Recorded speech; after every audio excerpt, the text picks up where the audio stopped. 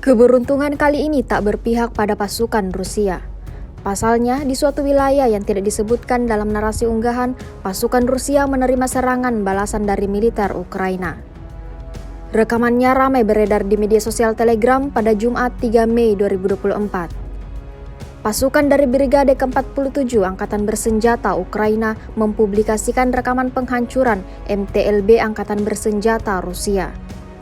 Di arah ini, pasukan Kiev beraksi dengan tembakan meriam otomatis 25 mm dari kendaraan tempur infanteri M2A2 Bradley. Mengetahui posisinya dalam bahaya, sekelompok tentara Rusia itu sigap melompat dan berhasil meninggalkan kendaraan tempur. Sedangkan nasib pengemudinya tidak diketahui. Ledakan dahsyat terjadi dan kendaraan militer pasukan Moskow hancur total.